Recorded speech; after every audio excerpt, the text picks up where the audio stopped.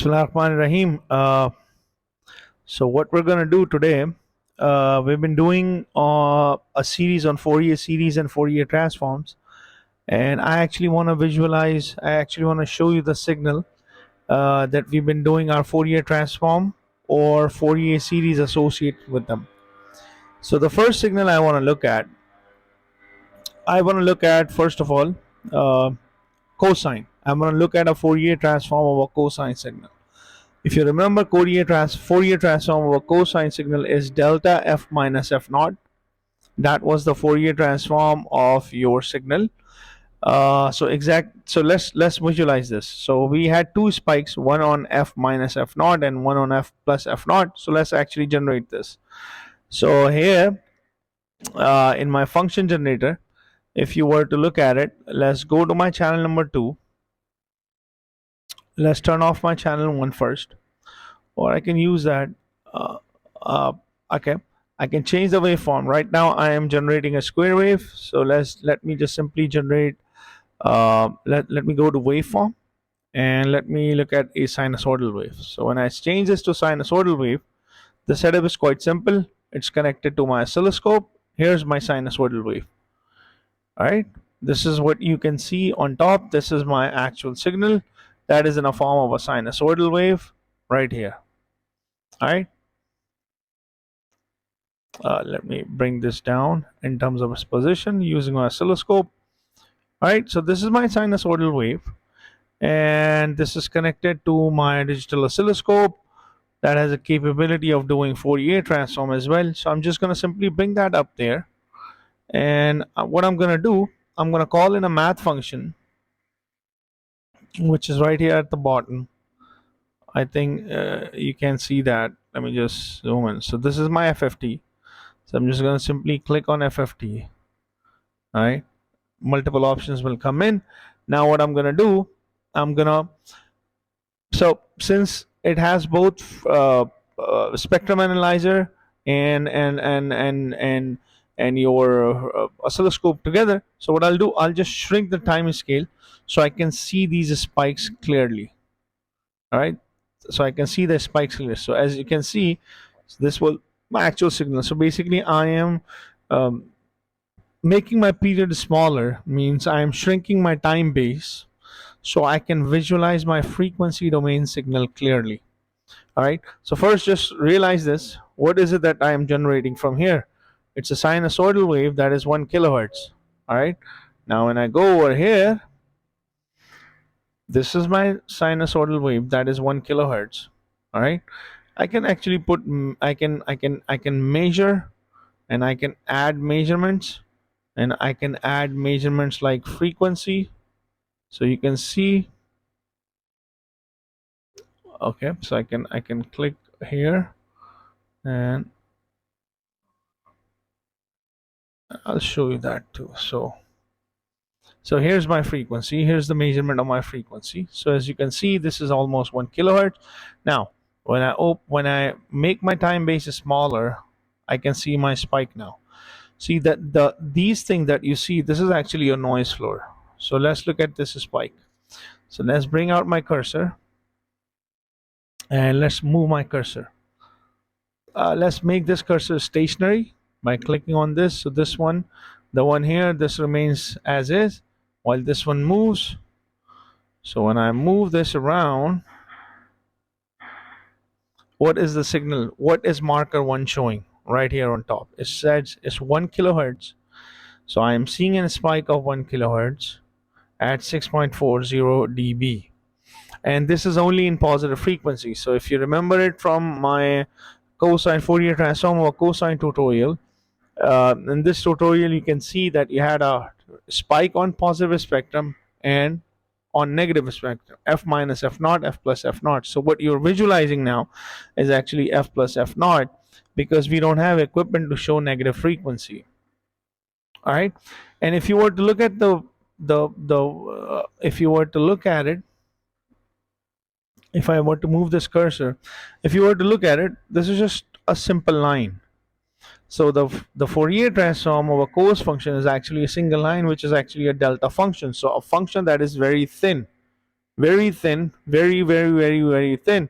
That's why you are seeing this smaller line, right? That's why you're seeing this very thin line. This is just to represent that delta function in that Fourier transform of that particular signal, which is our sinusoidal signal, right? So, and all of this is just nothing but your noise floor. So let me just make this up here. All right. Okay, so now next, let me generate a sinusoidal signal. We calculated a Fourier transform of a rectangular function as well, if you remember it.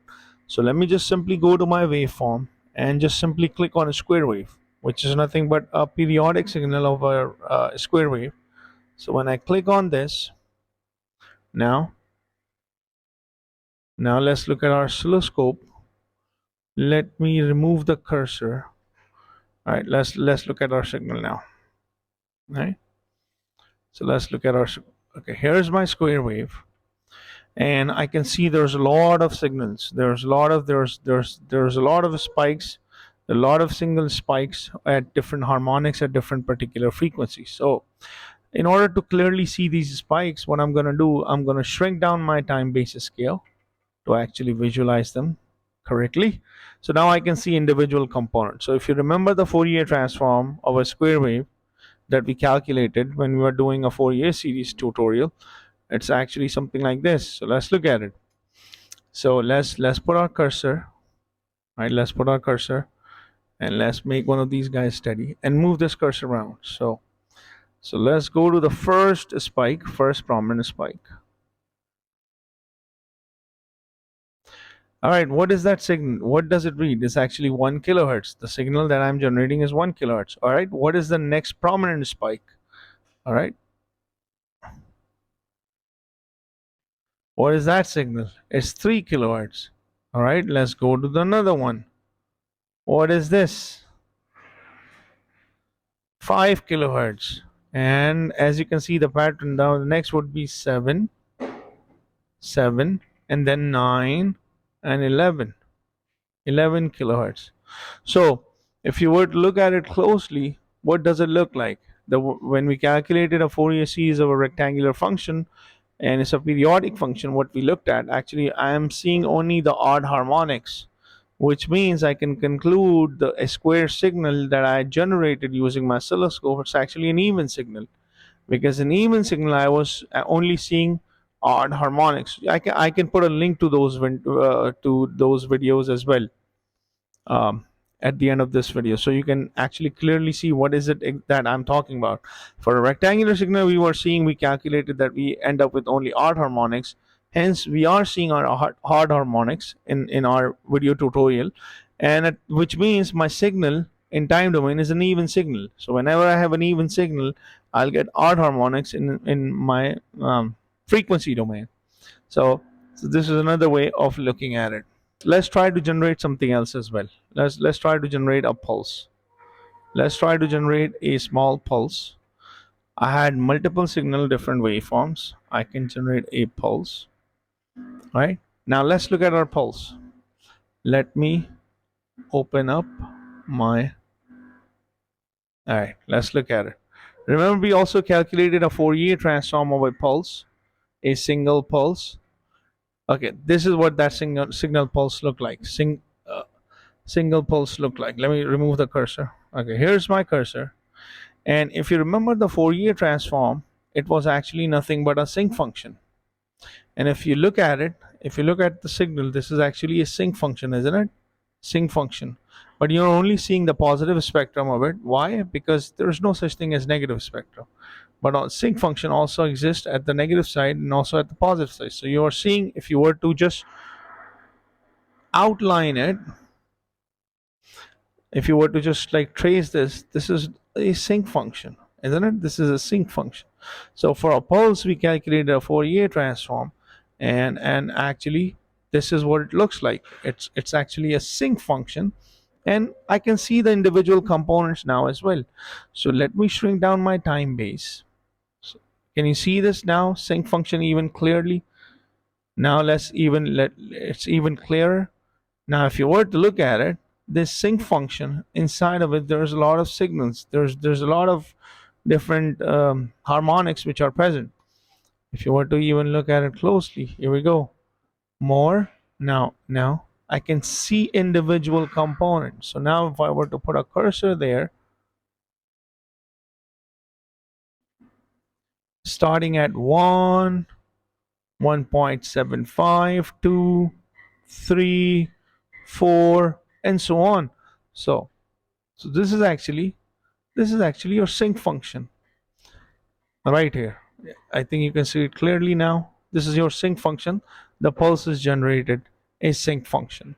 So this is what a Fourier transform with pulse looks like. Now, if I want to change the waveform, let me just quickly change the waveform of a ramp. And this is what a ramp signal looks like. And this is what the Fourier transform of a ramp signal look like. Okay, let's look at it. If I were to move my cursor, all right, the first frequency is definitely what? Is 1, right? I'm just going to focus on these large components. Okay, 3. This thing also has some component. 5. And then I can see there's something in the middle as well. Like I think I'm seeing like 6. And I can see also some even function, that is also even harmonics, which are also present in a ramp function. So let me change the waveform. Now let me change the waveform to noise. When I change this to noise, now noise, you can see noise is something that is uniform throughout the spectrum. And if you were to look at it, there's a lot of harmonics which are there. There are a lot of different frequency components which are there, which are part of your spectrum. So I hope you like this small tutorial. I will also make a follow-up video on modulation as well, because there were a lot of confusion regarding modulations. So what I'll do, I'll just actually make some couple more videos on modulations as well, that will define uh, uh, it clearly. So I hope, if you have any comment, just if you have any questions, leave it in the comment section, and don't forget to subscribe to my channel.